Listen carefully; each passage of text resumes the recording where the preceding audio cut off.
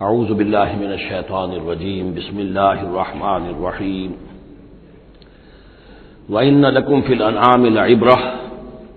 نُسْقِيكُم مِّمَّا فِي بُطُونِهِ مِن بَيْنِ فَرْثٍ وَدَمٍ لَبَنًا خَالِصًا شَائِغًا لِّلشَّارِبِينَ صدق اللہ العظیم۔ کریشن آف یونیورس کے ضمن میں میں نے جو چند باتیں آپ سے عرض کی تھیں، اس کے ضمن میں خیال آیا کہ آپ کو ایک شعر بھی سنا دوں۔ عبد القادر بے دل بہت بڑے شاعر اور بہت بڑے فلسفی گزرے ہیں ہندوستان میں، اورنگزیب کے زمانے میں تھے اور انہیں دنیا کے چوٹی کے فلسفیوں میں شمار کیا جاتا ہے۔ ان کا ایک شعر بڑا عجیب ہے، ہر دو عالم خاک شد تا بست نقش آدمی، اے بہار نیستی از قدر خود ہوشیار باش۔ ہر دو عالم خاک شد، دونوں عالم خاک ہو گئے۔ اب یہاں جو مفہوم میں لے رہا ہوں، شاعر کے ذہن میں کیا تھا کیا نہیں تھا وہ جانے اور اللہ جانے، لیکن ہر دو عالم، عالم امر، عالم امر نیچے اترا عالم خلق کی شکل میں، اور عالم خلق میں ہوتے ہوتے اترتے اترتے اترتے اترتے تنزل مٹی پیدا ہو گئی۔ ہر دو عالم خاک شد تا بست نقش آدمی، اب آدمی کا نقش بندھنا شروع ہوا، اب یہاں سے حیات عرضی کا سلسلہ شروع ہوا۔ گویا کہ انسان کو وجود میں لانے کے لیے اللہ تعالیٰ نے دونوں عالموں کو تنزلات کی بے شمار منازل سے اتار کر اور خاک تک پہنچایا۔ تا بست نقش آدمی، اے بہار نیستی۔ اب یہ نیستی جو ہے سمجھ لیجئے، چونکہ فلسفہ وحدت الوجود کا یہ ہے کہ اصل حقیقت جو ہے اور اصل وجود تو اللہ کا ہے، باقی جو کچھ نظر آ رہا ہے یہ حقیقی وجود نہیں ہے، نیست ہے، یہ ہست نہیں ہے،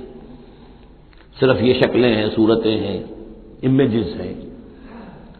کل ما فی الکون وہم او خیال او عکوس فی المرایا او ظلال، تو یہ نیست ہے۔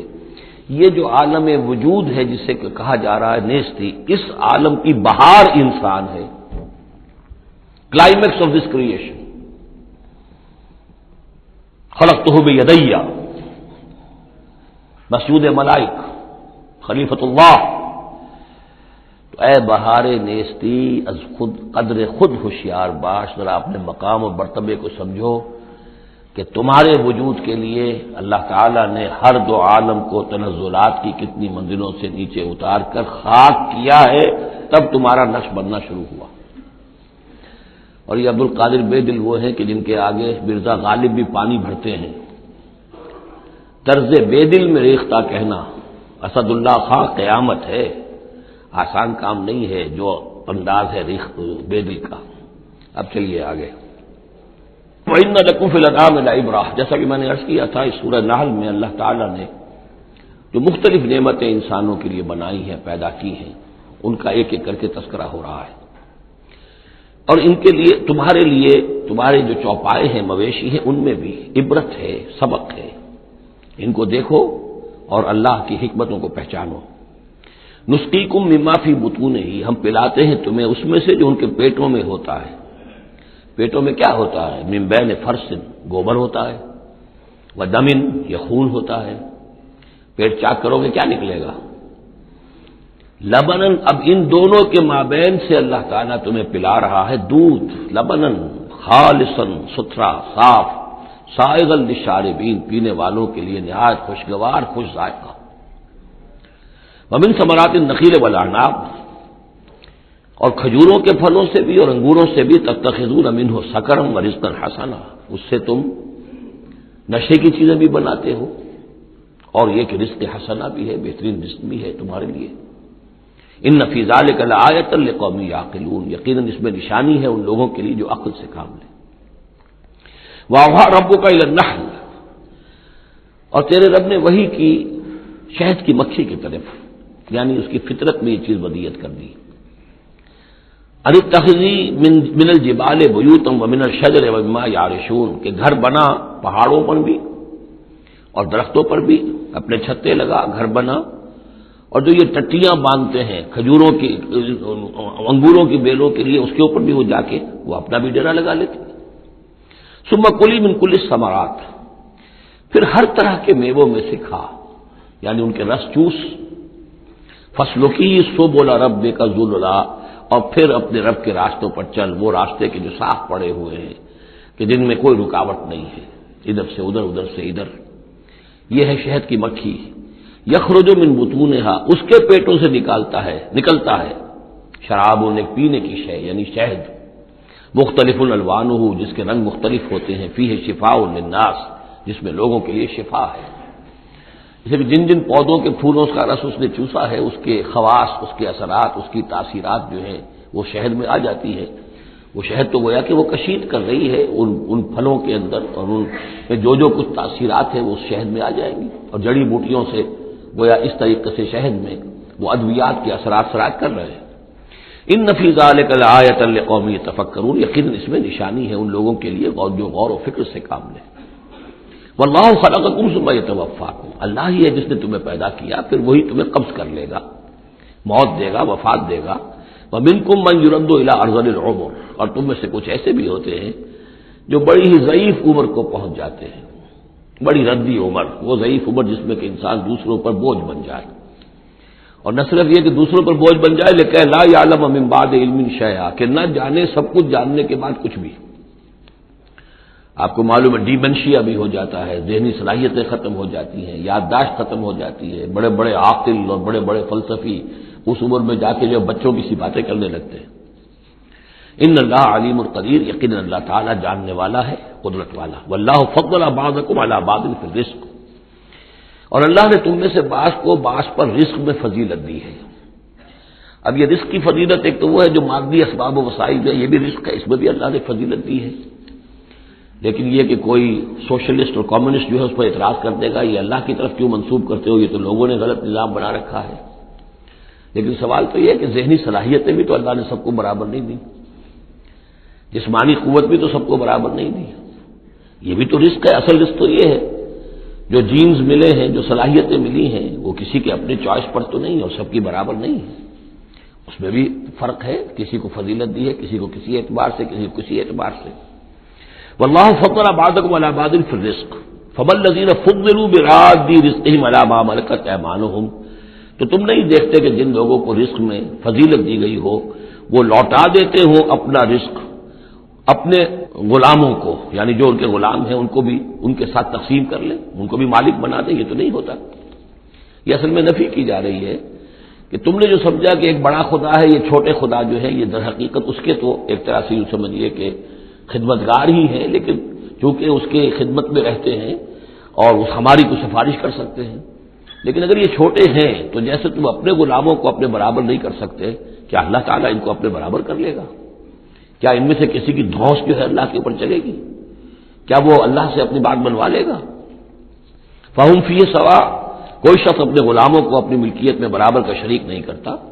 افبنعمت اللہ یجحدون، اور کیا تو پھر کیا یہ اللہ کی جو نعمت ہے اس کا انکار کر رہے ہیں؟ واللہ جعل لکم من انفسکم ازواجا، اللہ نے تمہاری اپنی نوع ہی سے تمہاری بیویاں بنائی، جوڑے بنائے۔ زوج کا لفظ عربی میں دونوں طرف جاتا ہے، عورت کے لیے مرد زوج ہے اور مرد کے لیے عورت زوج ہے، زوج جوڑے کو کہتے ہیں۔ واللہ جعل لکم انفسکم، یہاں انفسکم سے مراد کیا ہے؟ تمہاری نوع، ہر جاندار کا جوڑا جو ہے اسی کی نوع میں سے ہے، ایک سپیشیز ایک ہی ہے، جو بھی جانور ہے سپیشیز ایک ہے، اس کے جینڈرز مختلف ہیں، جن سے جدا ہیں، لیکن یہ کہ جہاں تک نوع کا تعلق ہے وہ ایک ہی ہے۔ وجعل لکم من ازواجکم بنین، اور پھر تمہاری بیویوں سے یا تمہارے جوڑوں سے تمہارے لیے اس نے بیٹے بنائے، وحفظۃ، اور پوتے تمہیں عطا کیے، ورزقکم من الطیبات، اور ساری پاکیزہ چیزیں تمہیں دی۔ افبالباطل یؤمنون وبنعمت اللہ هم یکفرون، یہ نعمت کا لفظ دیکھیے بار بار اس صورت میں آ رہا ہے۔ تو کیا یہ باطل پر ایمان رکھتے ہیں اور اللہ تعالیٰ کی نعمت کا انکار کرتے ہیں، کفران نعمت کرتے ہیں؟ وَيَعْبُدُونَ مِن دُونِ اللَّهِ مَا لَا يَمْلِكُ لَهُمْ رِزْقًا مِّنَ السَّمَاوَاتِ وَالْأَرْضِ شَيْئًا، اور یہ پوج رہے ہیں اللہ کو چھوڑ کر ان چیزوں کو جنہیں کوئی اختیار نہیں ہے ان کے لیے کسی رزق کا، نہ آسمانوں سے نہ زمین سے، وَلَا يَسْتَطِيعُونَ، نہ اس کی قدرت رکھتے ہیں۔ یہ ذہن میں رکھیے کہ یہ جو مشرکین عرب تھے اپنے ایام جاہلیت میں بھی تلبیہ جو پڑھتے تھے لبیک اللہم لبیک لبیک لا شریک لک لبیک، تو اس میں موجود تھا لا شریک لک لبیک الا شریکا تملکہ وما ملک،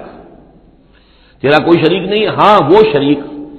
کہ جو کچھ اس کا اختیار ہے اس کا بھی مالک تو ہی ہے، یعنی بالآخر اختیار تیرا ہی تیرا ہے، کسی تیرے شریک کے پاس کوئی اختیار جو ہے تو اس سے آزاد ہو کر آٹونومس کوئی اختیار اس کے پاس نہیں ہے، تملکہ وما ملک، تو ہی اس کا بھی مالک ہے اور جو بھی اس کا اختیار ہے وہ بھی در حقیقت تیرا ہی عطا کردہ ہے، یا تیرا اختیار مطلق اس کے اوپر بھی غالب ہے۔ تو گویا کہ جیسے عیسائیوں کے ہاں انہوں نے توحید کو تثلیث میں بدلا، پھر تثلیث کو توحید میں لے آتے ہیں، 3 in 1 and 1 in 3، اسی طریقے سے مشرکین عرب توحید کے اندر شرک پیدا کرتے تھے، شرک کو پھر لوٹا دیتے تھے توحید کی طرف۔ فلا تضربوا للہ الامثال، تو دیکھو اللہ کے لیے کوئی مثالیں بیان نہ کیا کرو، اگرچہ اسی صورت میں ہم پڑھ چکے ہیں وللہ المثل الاعلی، ظاہر بات ہے کہ اللہ تعالیٰ کی ایک ہستی ہے بہت بلند و بالا ہے، اصولی طور پر تو ہم یہ کہہ سکتے ہیں کہ اللہ کی مثال یا اللہ کی شان بہت بلند ہے، لیکن کوئی مثال بیان نہیں کر سکتے اس کے لیے۔ مثال جو بھی لائیں گے عالم خلق سے لائیں گے، اپنے ذہن سے لائیں گے، محدود سوچ ہے، محدود تصور ہے، ہماری قوت متخیلہ محدود ہے، جو بھی شے لائیں گے اس محدود سے، وہ ظاہر بات ہے کہ اللہ تعالیٰ کی مطلق اور جو ہستی ہے ایبسولوٹ ایگزسٹنس جس کی ہے، جس کی ایٹریبیوٹس ایبسولوٹ ہیں، ان کے اوپر اس کو کوئی مثال صادق نہیں آ سکتی، اور یہ صحیح بات ہے، اگرچہ دینا پڑتا ہے اللہ کے افعال کے لیے، اللہ تعالیٰ جو کچھ کر رہا ہے جس طور سے کر رہا ہے کچھ نہ کچھ الفاظ استعمال کرنے پڑ، اللہ کا ہاتھ، اللہ کا چہرہ، اللہ کا پاؤں، اللہ کا تخت، اللہ کی کرسی، اللہ کا عرش، اب یہ سب چیزیں آئیں گی، لیکن یہ کہ ان کی اصل حقیقت کو ہم بالکل نہیں جانتے، اور ہم خود کوئی مثال بیان کریں اللہ کے لیے اس سے روک دیا گیا۔ فلا تضربوا للہ الامثال، چنانچہ یہ بات جو آئی ہے سورہ شورى میں تو بلکہ کیٹیگوریکلی آئی ہے لیس کمثلہ شیء، اس کے مثال کسی کوئی شے بھی موجود نہیں۔ ان اللہ یعلم وانتم لا تعلمون، اللہ جانتا ہے تم نہیں جانتے۔ ضرب اللہ مثلا عبدا مملوکا، اللہ نے ایک مثال بیان کی ہے تمہارے لیے ان کے شرک کی نفی کے لیے، عبدا مملوکا، ایک بندہ ہے، غلام ہے، مملوک ہے، لا یقدر علی شیء، اس کا کوئی اختیار ہے ہی نہیں، کچھ کر ہی نہیں سکتا، ایک وہ بندہ ہے، وَمَنْ رَزَقْنَاهُ مِنَّا رِزْقًا حَسَنًا، اور ایک شخص وہ ہے جس کو ہم نے اپنے پاس سے بڑا اچھا رزق دیا ہے، رزق میں مال بھی آ سکتا ہے، علم بھی آ سکتا ہے، فَهُوَ يُنْفِقُ مِنْهُ سِرًّا وَجَهْرًا، پھر وہ خرچ کرتا ہے اس میں سے کھلے بھی اور چھپے بھی، یعنی مال بھی خرچ کر رہا ہے، اگر علم دیا ہے تو علم تقسیم کر رہا ہے، لوگوں کو پہنچا رہا ہے، تعلیم دے رہا ہے، تلقین کر رہا ہے، نصیحت کر رہا ہے، هل يستوون، کیا یہ برابر ہو جائیں گے؟ الحمدللہ، کل تعریف اور شکر اللہ کے لیے ہے، بل اکثرهم لا يعلمون، لیکن اکثریت جو ہے علم نہیں رکھتی،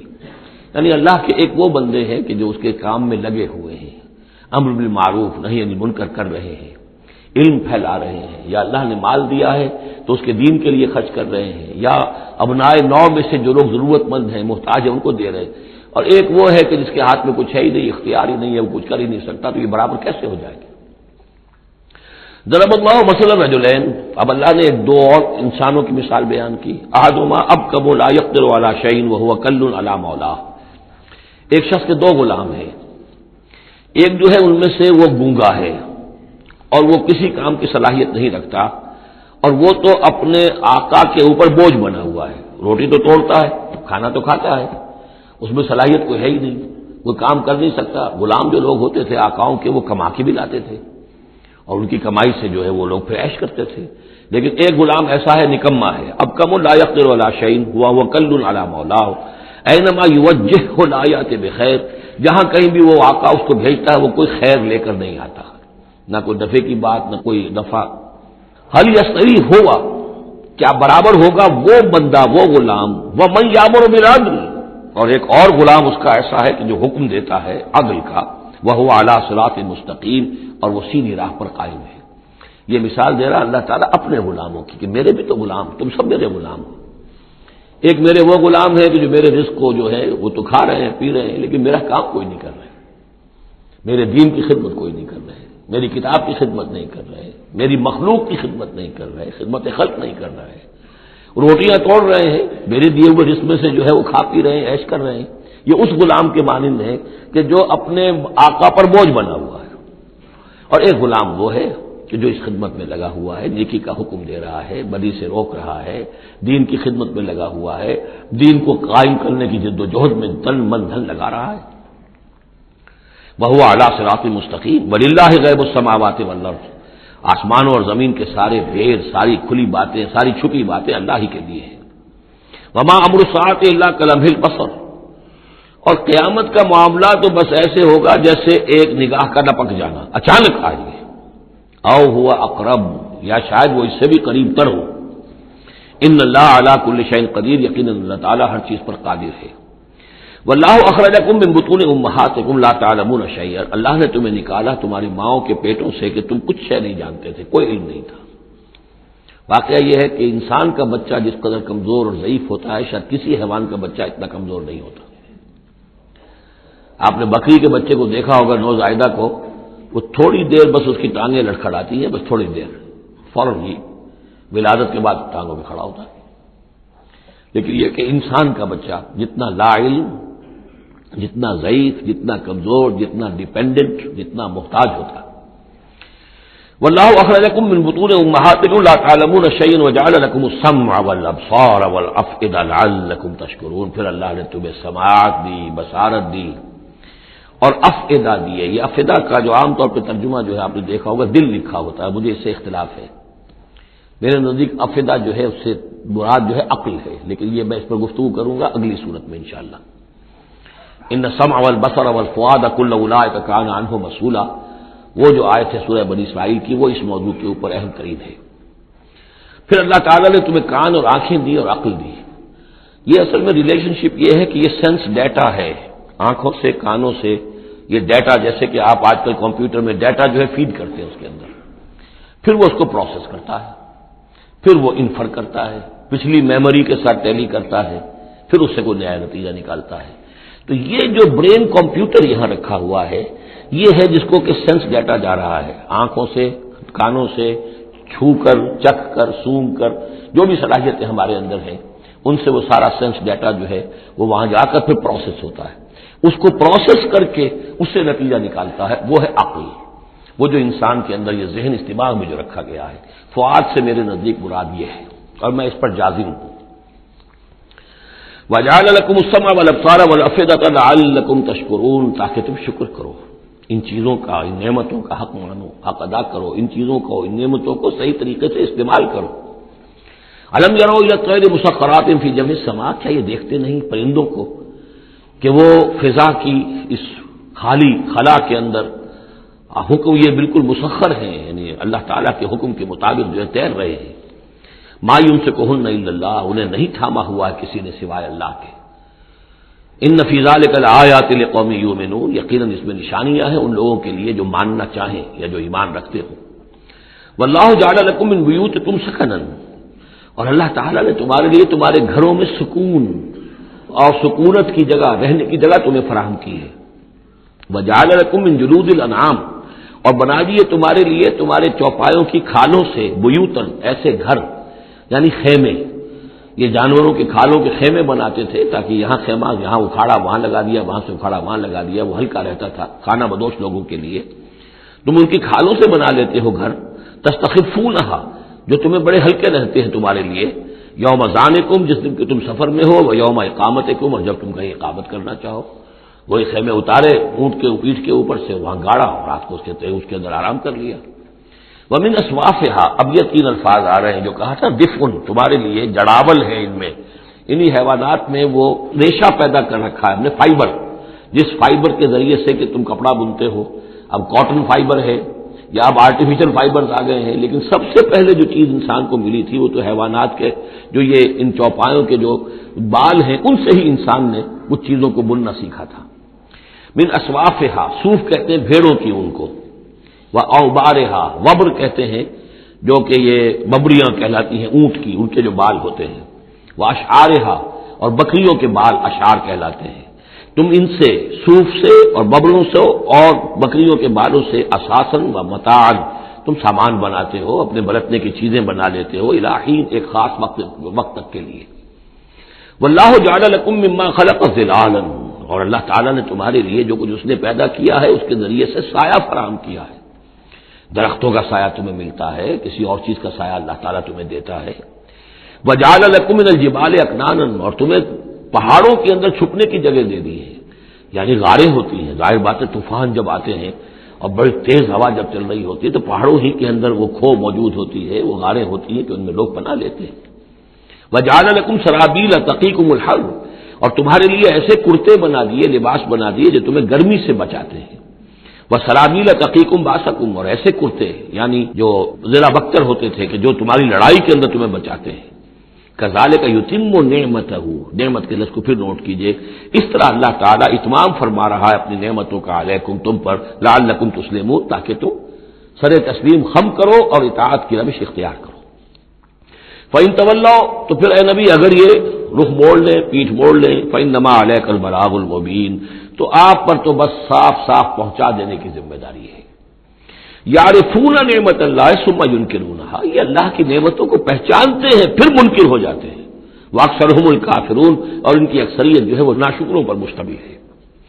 وَیَوْمَ نَبْعَثُ مِن كُلِّ أُمَّةٍ شَہِیدًا، اب یہ جو مضمون جو ہے شہادت حق کا جو سورہ بقرہ میں آیا تھا، وَكَذَلِكَ جَعَلْنَاكُمْ أُمَّةً وَسَطًا لِتَكُونُوا شُهَدَاءَ عَلَى النَّاسِ وَيَكُونَ الرَّسُولُ عَلَيْكُمْ شَهِيدًا۔ اس کے بعد سورہ نساء میں آیا، ایک تو یہ آیا کہ اللہ کے گواہ بن کر کھڑے ہو جاؤ، پھر آگے چل کر آیا کیف اذا جئنا من كل امة بشہید وجئنا بك على هؤلاء شہید، آیت نمبر 41۔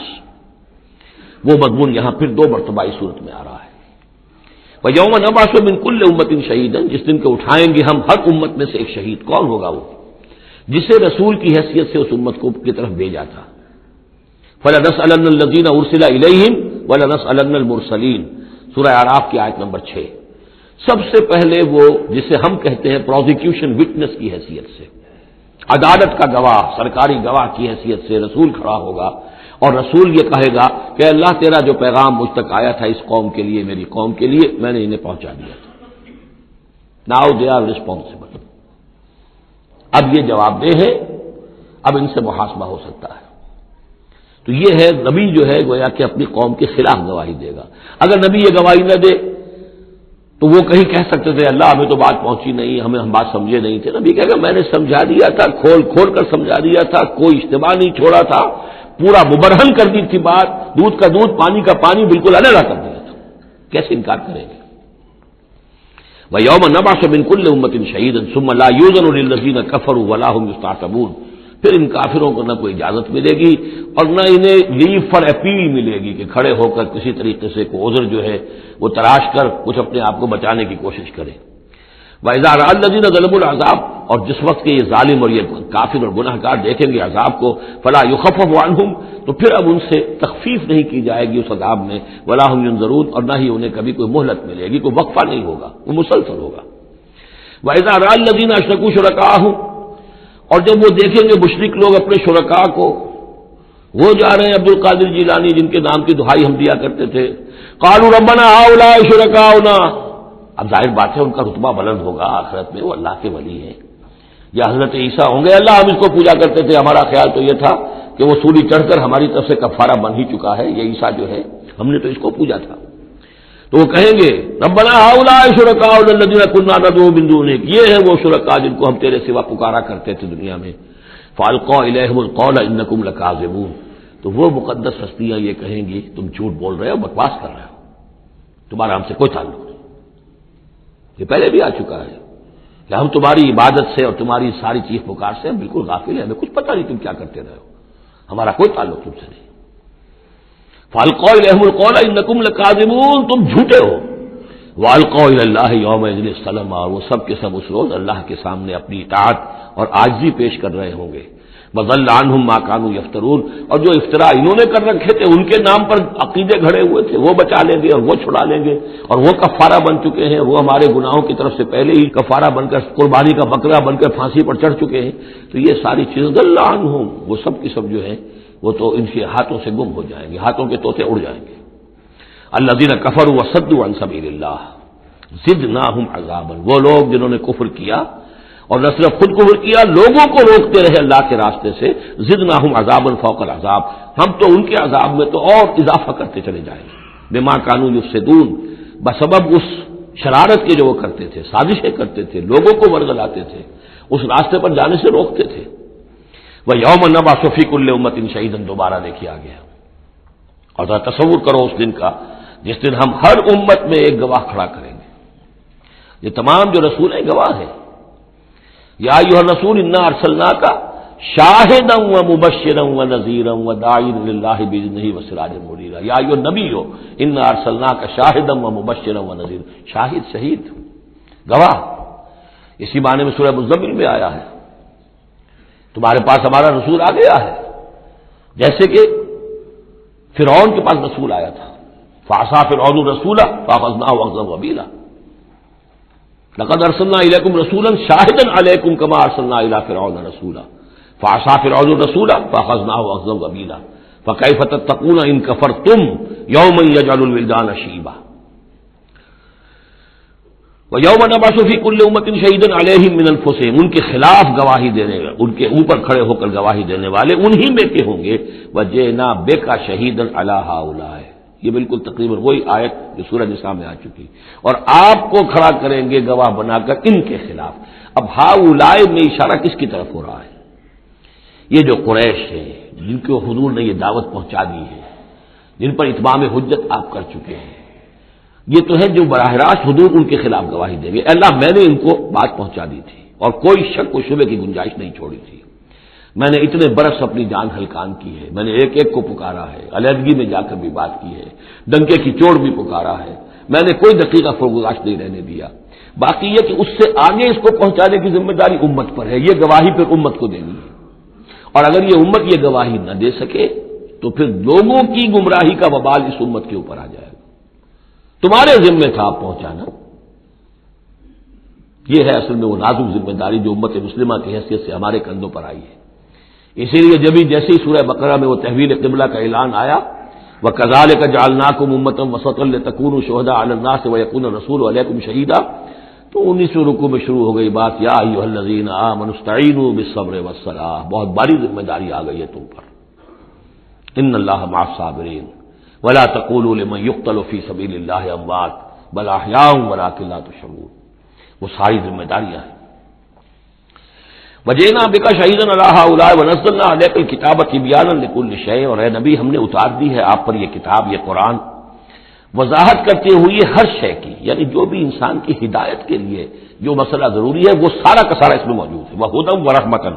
اور وہ ہدایت بن کر آئی ہے اور رحمت، وبشریٰ للمسلمین، اور بشارت بن کر آئی ہے مسلمانوں کے لیے، اہل اسلام کے لیے، اللہ کے فرما برداروں کے لیے۔ یہ آیت جب آ رہی ہے یہ بہت ہی مشہور آیت ہے، جمعے کے خطبے میں ہوتی ہے، بہت جامع آیت ہے۔ ان اللہ یامر بالعدل والاحسان وایتاء ذی القربى وینھیٰ عن الفحشاء والمنکر والبغی یعظکم لعلکم تذکرون،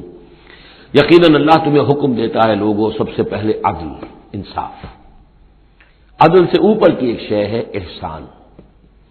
عدل تو یہ ہے کہ جس کا جو اس کا حصہ تھا وہ آپ نے دے دیا،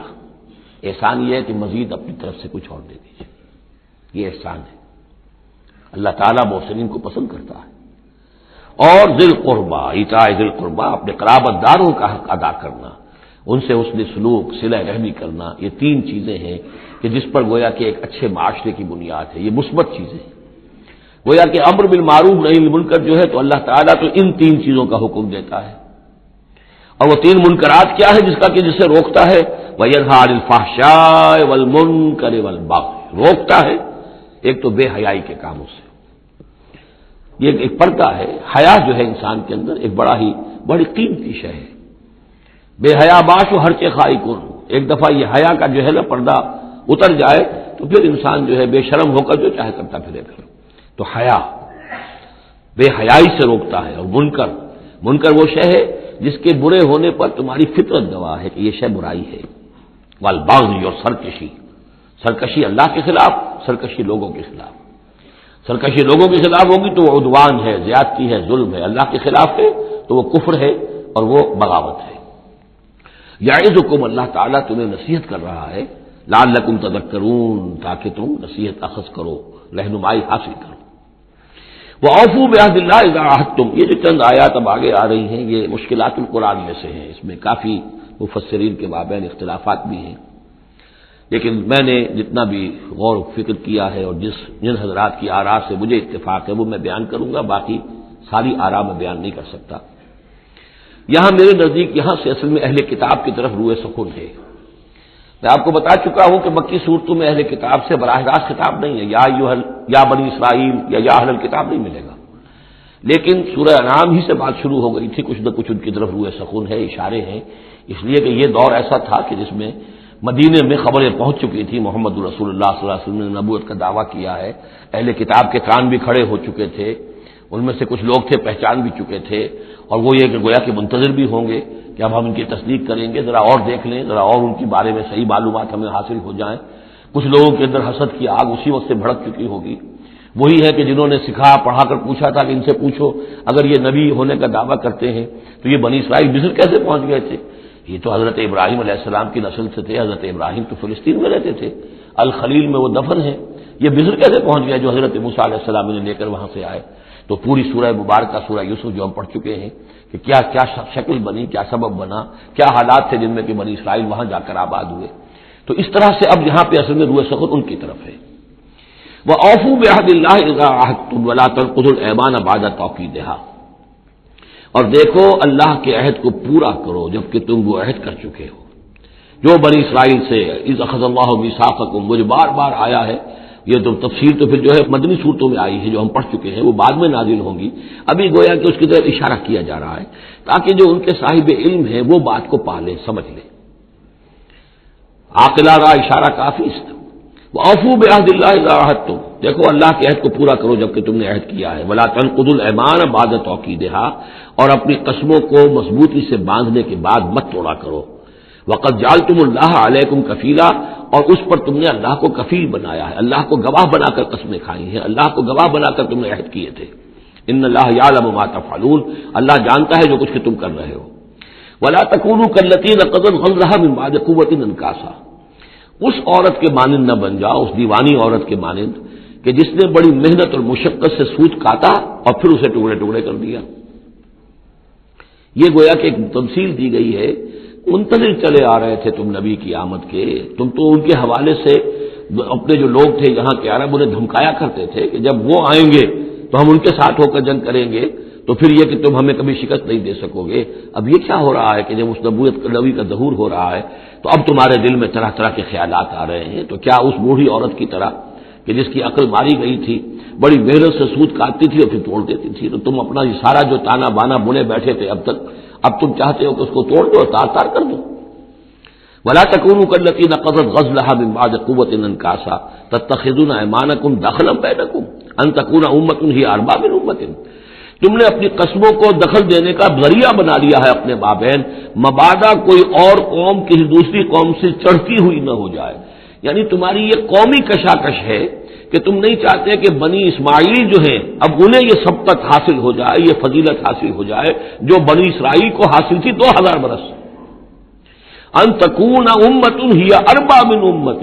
مبادا ہو جائے ایک قوم دوسری قوم سے بڑھی ہوئی، دوسری قوم سے افضل۔ اب یہاں نام نہیں ابھی لیے جا رہے ہیں، جیسا کہ میں نے عرض کیا اشاروں کنایوں میں باتیں ہو رہی ہیں تاکہ اہل کتاب کے جو اہل علم تھے ان تک یہ بات پہنچ جائے، ان کے دلوں کے اندر اتر جائے۔ اب قسمیں کھا رہے ہیں کہ ہم تو نہیں مانیں گے، اگر واقعی یہ وہی نبی ہے لیکن ہے یہ بنی اسماعیل میں سے، یہ امیین میں سے، تو نہیں مانیں گے۔ قسمیں کھا کھا کر ایک دوسرے کے ساتھ جو ہے وہ عہد کر رہے ہیں، تو یہ کیا کر رہے ہو؟ وَلَا تَكُونُوا كَالَّتِي نَقَضَتْ غَزْلَهَا مِن بَعْدِ قُوَّةٍ أَنْكَاثًا تَتَّخِذُونَ أَيْمَانَكُمْ دَخْلًا بَيْنَكُمْ أَن تَكُونَ أُمَّةٌ هِيَ أَرْبَىٰ مِنْ أُمَّةٍ إِنَّمَا يَبْلُوكُمُ اللَّهُ بِهِ، یہ تو اللہ تعالیٰ تمہیں آزما رہا اس کے ذریعے سے۔ دیکھنا یہ ہے کہ تم حق پرست ہو یا نسل پرست ہو۔ اگر تو نسل پرست ہو تو پھر اللہ سے تمہارا کوئی تعلق نہیں،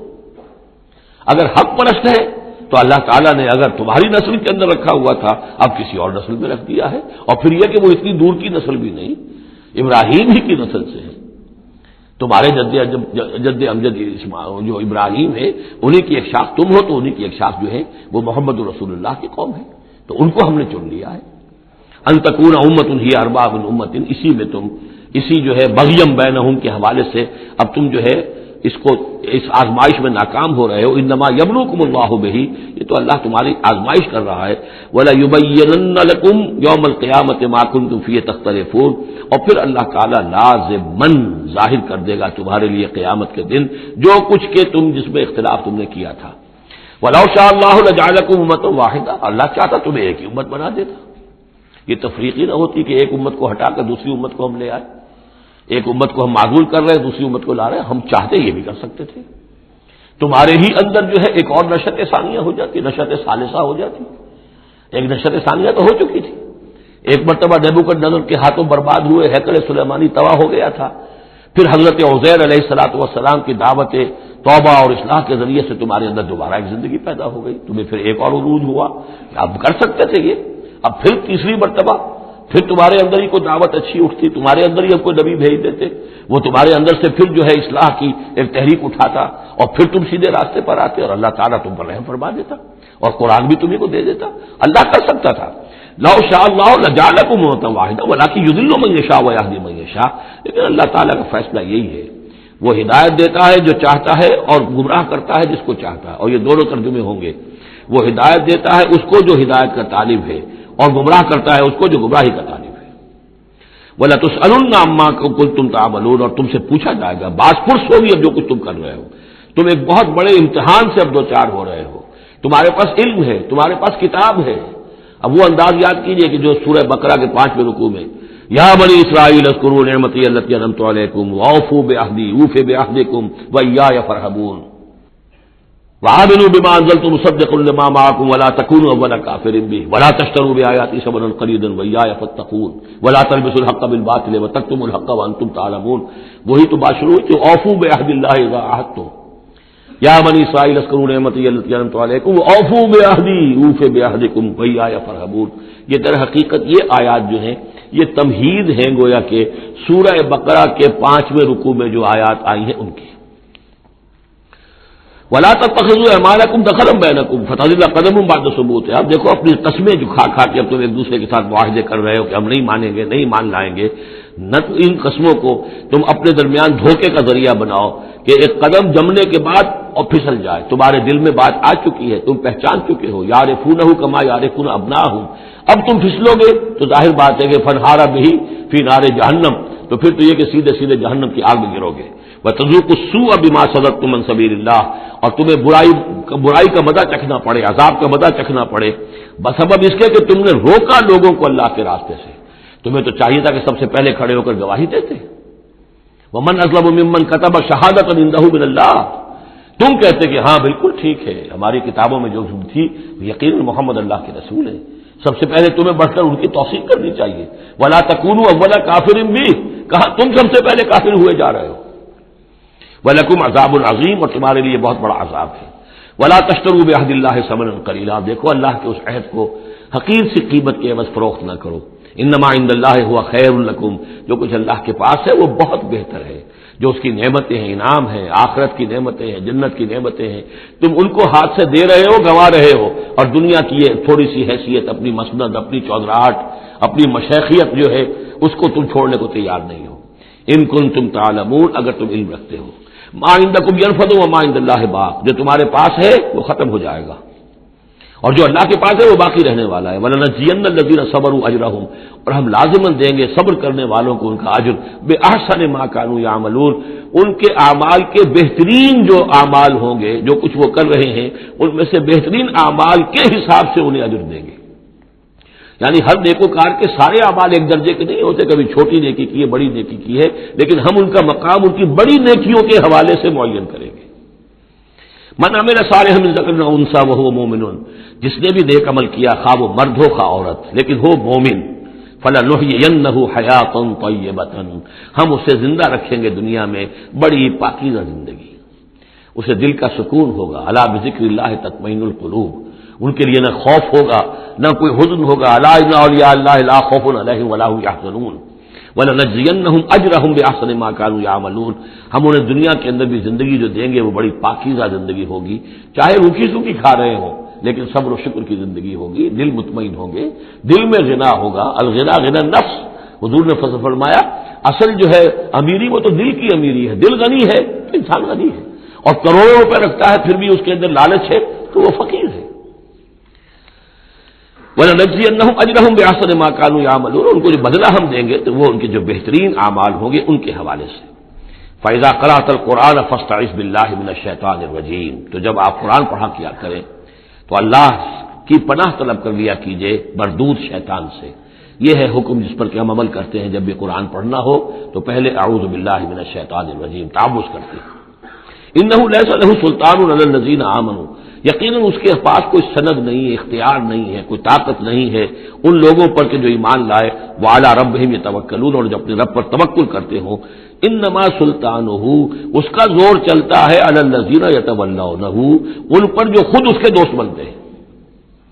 اس کو اپنا حمایتی بناتے ہیں، اس سے دوستیاں کاٹتے ہیں، والذین ہم بہ مشرکون، اور جنہوں نے کہ اسے شریک کیا ہوا اللہ کے ساتھ، اللہ کی اطاعت کی بجائے اس کی اطاعت کر رہے ہیں۔ وَإِذَا بَدَّلْنَا آیَةً مَّكَانَ آیَةٍ وَاللَّهُ أَعْلَمُ بِمَا يُنَزِّلُ قَالُوا إِنَّمَا أَنتَ مُفْتَرٍ،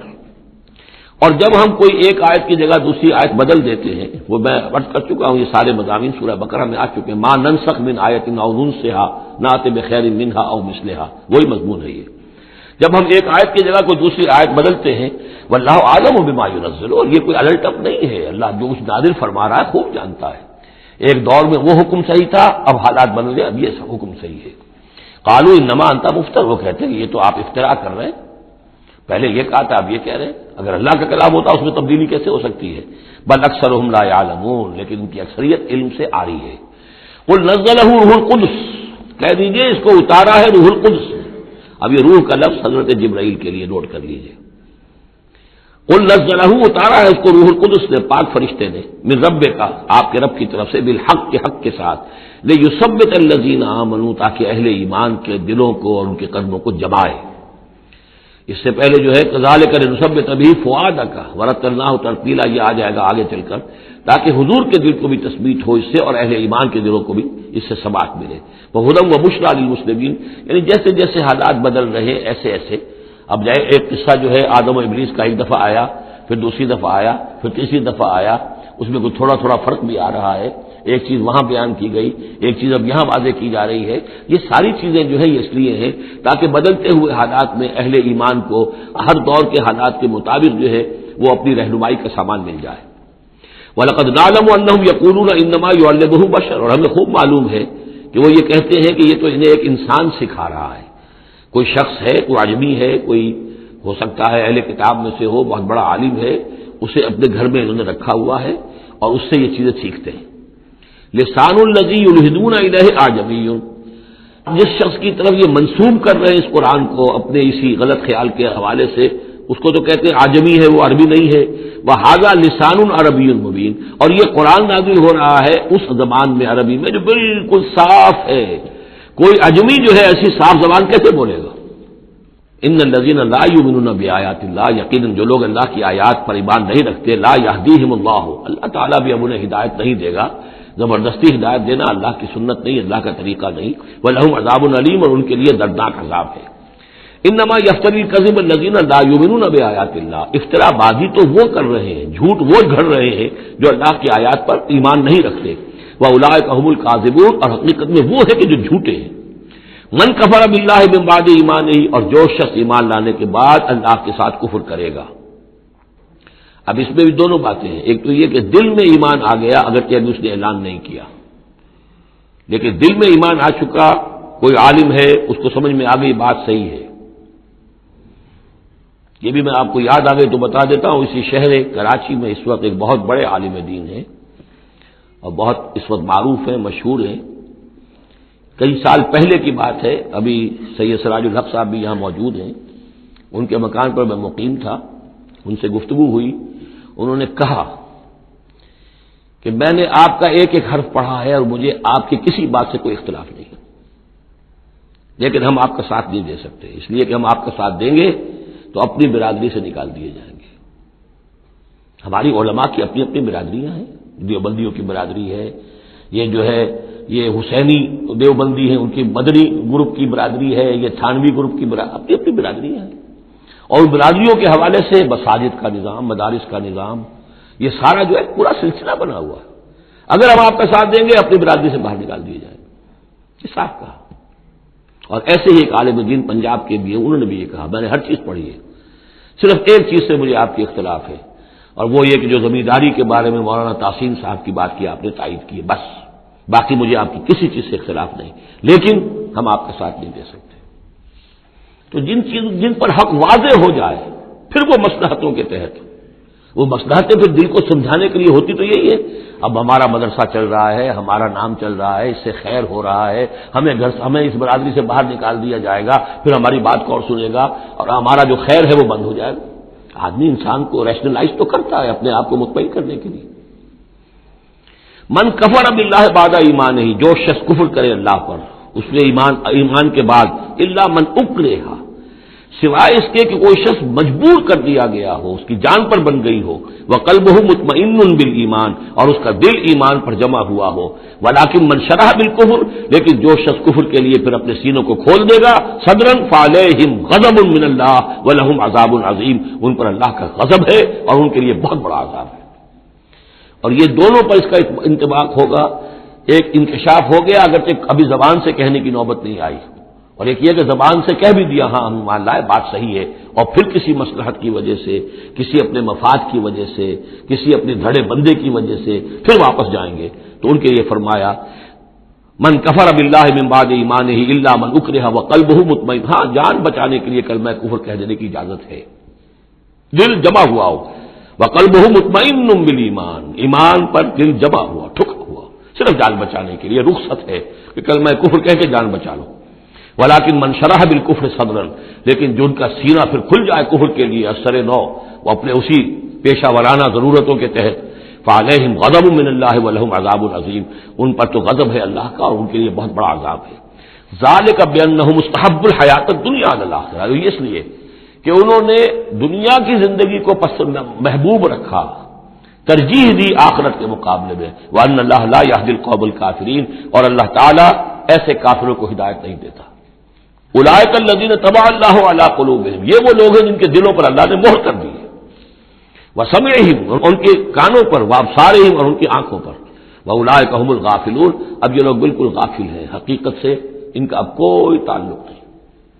لا جرم انہم فی الآخرۃ هم الخاسرون، اب اس میں کوئی شک نہیں، منطقی طور پر اب نتیجہ یہی ہے کہ آخرت میں یہی خسارے والے ہوں گے۔ ثم ان ربک للذین ہاجروا، ہجرت کا ذکر پہلے بھی آیا تھا اب پھر آیا ہے، پھر آپ کا رب ان کے حق میں جنہوں نے ہجرت کی من بعد ما فتنوا، جبکہ انہیں تکلیفیں پہنچائی گئیں، جبکہ انہیں فتنوں میں ڈالا گیا، جبکہ انہیں پرسیکیوٹ کیا گیا، تو اس وقت انہوں نے اگر ہجرت کی، ثم جاہدوا، پھر انہوں نے جہاد بھی کیا، وصبروا، اور صبر کیا، ان ربک من بعدها لغفور رحیم، تو ان کی ان تمام جو بھی سرفروشیاں اور جو جانثاریاں ہیں ان کے طفیل اللہ تعالیٰ جو ہے ان کے حق میں غفور اور رحیم ہے۔ یوم تاتی کل نفس تجادل عن نفسها، جس دن کے یعنی قیامت کے دن ہر جان آئے گی اپنی طرف سے مدافعت کرتے ہوئے، ظاہر بات ہے کہ ہر جان چاہے گی کہ میری جان چھوٹے، مجھے بچایا جائے، جہنم سے بچایا جائے، جو بھی عذر پیش کر سکتی ہو وہ پیش کرے گی۔ وتوفى كل نفس ما عملت، لیکن پورا دے دیا جائے گا ہر جان کو جو بھی کچھ اس نے کمایا ہوگا، وهم لا یظلمون، اور اس پر کوئی ان پر ظلم نہیں کیا جائے گا۔ وضرب اللہ مثلا قریۃ کانت آمنۃ مطمئنۃ یاتیھا رزقھا رغدا من کل مکان، اور اللہ تعالیٰ نے مثال بیان کی ہے ایک بستی کی، کانت آمنۃ مطمئنۃ، وہ بڑے امن میں تھی اور مطمئن تھی، سکون، امن کا گہوارہ، یاتیھا رزقھا رغدا من کل مکان، آتا تھا اس کے پاس رزق اس کا ہر طرف سے، چاروں طرف سے رزق چلا آتا تھا، رغد با فراغت، فکفرت بانعم اللہ، تو اس نے اللہ تعالیٰ کی نعمتوں کی ناشکری کی، کفران نعمت کیا، فاذاقہ اللہ لباس الجوع والخوف، تو اللہ تعالیٰ نے اس کو پھر پہنا دیا، اڑھا دیا لباس بھوک کا اور خوف کا، بما کانوا یصنعون، ان کے کرتوتوں کے باعث۔ اس کے بارے میں مختلف آراء ہیں، ایک تو یہ کہ ایک عام تمثیل ہے، ایک یہ کہ اس سے مراد جو ہے سبا کی قوم جس کا ذکر ہم پڑھیں گے آگے چل کر سورہ سبا کے اندر، اس کا تذکرہ ہے۔ ایک رائے یہ کہ یہ مکے کا ذکر ہو رہا ہے کہ حضور کی آمد کے بعد، جیسا کہ قاعدہ کلیہ ہم سورہ انعام میں، سورہ اعراف میں پڑھ چکے ہیں، رسول کی بعثت کے بعد اللہ تعالیٰ کی طرف سے لوگوں کے اوپر چھوٹے عذاب آتے تھے، آخری عذاب سے پہلے تو قحط کا عذاب پڑا تھا، اور عرب میں اس میں مکے میں بہت ہی اجناس کی کمی ہو گئی تھی، بہت وہاں پر تنگی تھی، تو اس کی طرف اشارہ ہو رہا ہے کہ یہ شہر جو ہے مکہ بڑا آرام سے تھا، امن میں تھا، امن کا تو گہوارہ ہے ہی ہمیشہ سے، مطمئن تھا، اور رزق چلا آتا تھا، ہر طرف سے لوگ آ رہے ہیں، قافلے آ رہے ہیں، حاجی آ رہے ہیں، عمرے کے لیے لوگ آ رہے ہیں، چیزیں لے کر آ رہے ہیں، جانور جو ہیں وہ قربان ہو رہے ہیں، ظاہر بات ہے وہ قربان ہونے والے جانوروں کا گوشت کہاں جاتا تھا، یہ اہل مکہ ہیں، یہ اس کو کھاتے تھے، تو یہ ساری رزق ان کے پاس فراوانی چلا آتا تھا، لیکن اس شہر کے لوگوں نے پھر اللہ کی نعمت کا، انعامات کا انکار کیا اور کفران نعمت کیا، تو اللہ نے انہیں خوف اور بھوک کا لباس پہنا دیا ان کے کرتوتوں کے سوائے بس۔ اسی آیت کے حوالے سے میں نے یہاں کراچی میں تقریریں کی تھی، کافی پرانی بات ہے، جب کراچی میں جو حالت ہو گئی تھی، کہاں یہ عروس البلاد کراچی، پھر یہاں کی فراوانی، ہر طرح کا پورے پاکستان میں جو پھل بہترین ہوتا ہے وہ یہاں آپ کو ملتا ہے، یہاں سستی چیزیں ملتی ہیں، یہاں جابز ہیں، کام ہے، لیکن پھر یہ ایک زمانہ جو کراچی پر گزرا ہے، خدا نہ کرے پھر دوبارہ آ جائے، حالات پھر جو ہیں وہ بگڑتے نظر آ رہے ہیں، لیکن یہ ہے کہ اللہ نہ کرے کہ وہ صورت ہو جائے، لیکن ایک دور تو ایسا آ گیا تھا کہ اذاقہ اللہ لباس الجوع والخوف، بھوک اور خوف، کاروبار ٹھپ اور بد امنی، ڈاکے، کڈنیپنگ، قتل و غارت، وہ جو حال اس کراچی کا ہو گیا تھا اس کو ذرا یاد کیجئے، بالکل وہ نقشہ ہے یہ۔ ضرب اللہ مثلا قریۃ کانت آمنۃ مطمئنۃ یاتیھا رزقھا رغدا من کل مکان فکفرت بانعم اللہ فاذاقھا اللہ لباس الجوع والخوف بما كانوا يصنعون۔ تو یہ ایک عام تمثیل بھی ہو سکتی ہے، جیسے کہ کراچی کی اس وقت کی صورتحال پر منطبق ہو گئی، لیکن یہ کہ تفسیر کے حوالے سے اور جسے تعویل خاص ہم کہتے ہیں، اس میں یہ یقیناً اشارہ ہے مکے ہی کی طرف۔ وَلَقَدْ جَاءَهُمْ رَسُولٌ مِّنْهُمْ فَكَذَّبُوهُ، ان کے پاس ان کے رسول آئے، انہوں نے جھٹلا دیا ان کو، فَأَخَذَهُمُ الْعَذَابُ وَهُمْ ظَالِمُونَ، تو عذاب نے انہیں آ پکڑا اور وہ ظالم تھے، گنہگار تھے۔ فَكُلُوا مِمَّا رَزَقَكُمُ اللَّهُ حَلَالًا طَيِّبًا، تو اے مسلمانوں کھایا کرو جو بھی اللہ نے تمہیں رزق دیا ہے اس میں سے جو حلال ہے اور جو پاک ہے کھایا کرو، واشکروا نعمت اللہ، پھر نعمت کے لفظ کو نوٹ کیجئے، یہ جو نعمت کے ذریعے سے اللہ کی نعمتوں کے حوالے سے یہ صورت جو ہے ان کا تذکرہ، مختلف انواع و اقسام کی نعمتیں، مختلف جو دائرے ہیں زندگی کے ان کے حوالے سے، واشکروا نعمت اللہ ان کنتم ایاہ تعبدون، اور اللہ کی نعمت کا شکر کرو اگر تم واقعتاً اسی کی بندگی کرتے ہو۔ انما حرم علیکم المیتۃ والدم ولحم الخنزیر وما اہل لغیر اللہ بہ، اللہ تعالیٰ نے حرام تو تم پر کیا ہے کھانا مردار کا اور خون کا اور خنزیر کے گوشت کا، اور جو جس پر کہ پکارا گیا ہو اللہ کے سوا کسی اور کا نام، یہ آیت کئی دفعہ آ چکی ہے، اب اس میں تفصیل میں جانے کی ضرورت نہیں۔ فمن اضطر غیر باغ ولا عاد، کوئی شخص اضطرار میں ہو، جان پر بن گیا ہو بھوک سے اور مر رہا ہو، تو اگر وہ نہ تو اس کی طلب اس کے اندر ہو، نہ جو کم سے کم چیز جتنی کے کھانے سے جان بچائی جا سکتی ہے اس سے وہ اضافی اور اس سے آگے بڑھے، فإن اللہ غفور الرحیم، تو اللہ اس کے حق میں غفور الرحیم ہے۔ ولا تقولوا لما تصف السنتكم الكذب هذا حلال وهذا حرام، اور دیکھو اپنی زبانوں میں جیسے منہ میں آئے نہ بک دیا کرو کہ یہ حلال ہے یہ حرام ہے، یہ تو اللہ کا فیصلہ ہوتا ہے، تم جو اپنی منہ سے کہہ دیتے ہو اپنی زبانوں سے جو چاہ کہہ دیا، تو یہ بغیر دلیل کے بغیر سند کے نہیں، اللہ کا یہ حلت اور حرمت، تحلیل اور تحریم یہ اللہ کا اختیار ہے۔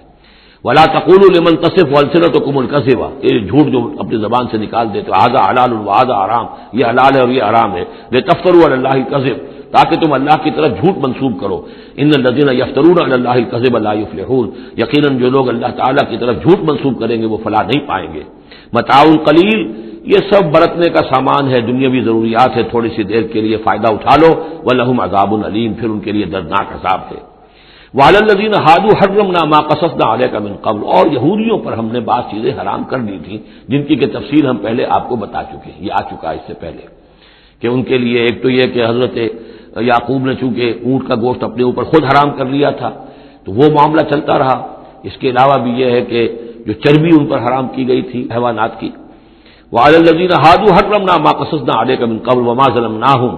اور ہم نے ان پر کوئی ظلم نہیں کیا، ولکن کانوا انفسہم یظلمون، بلکہ یہ ظلم انہوں نے خود اپنے اوپر ڈھائے۔ ثم ان ربک للذین عملوا السوء بجہالۃ، پھر آپ کا رب ان لوگوں کے حق میں کہ جو کہیں غلطی سے، جہالت سے، نادانی سے، جذبات کی رو میں بہہ کر کوئی برا کام کر بیٹھے، ثم تابوا من بعد ذلک واصلحوا، پھر وہ توبہ کرے اور وہ اصلاح کر لیں،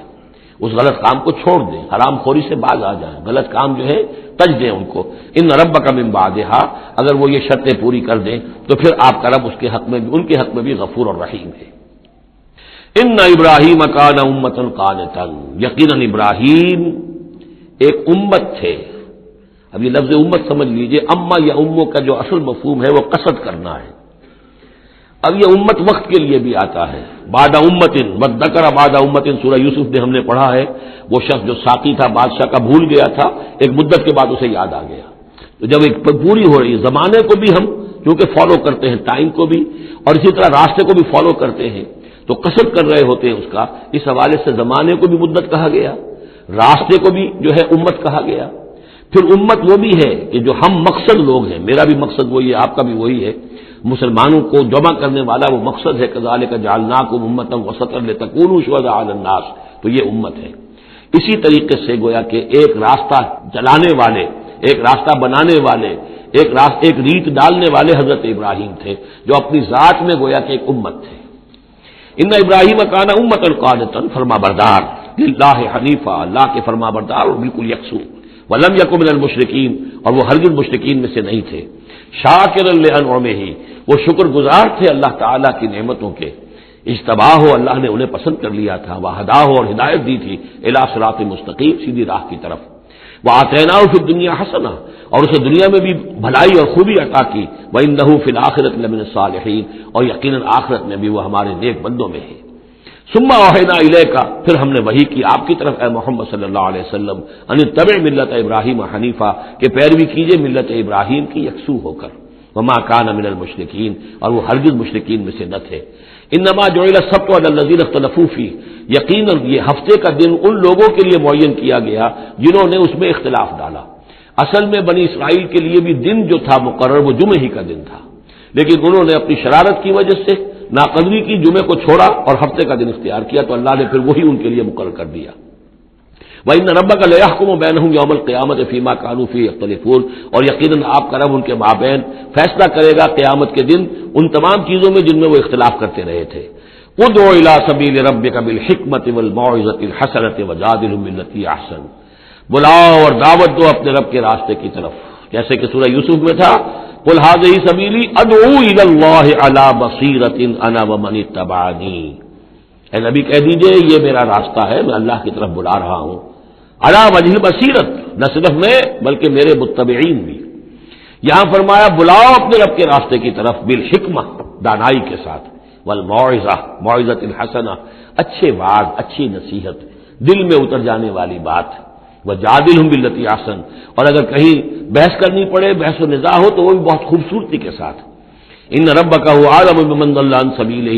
یقیناً آپ کا رب خوب واقف ہے ان سے کہ جو اس کے راستے بھٹک گئے ہیں، وهو اعلم بالمہتدین، اور وہ خوب جانتا ہے ان کو بھی کہ جو ہدایت کی راہ پر ہیں۔ وَإِنْ عَاقَبْتُمْ، اور اے مسلمانوں اگر تمہیں بدلہ لینا ہو، فَعَاقِبُوا بِمِثْلِ مَا عُوقِبْتُمْ بِهِ، تو بس اتنا ہی ویسا ہی کام کیا کرو جیسا کہ تمہارے اوپر زیادتی کی گئی،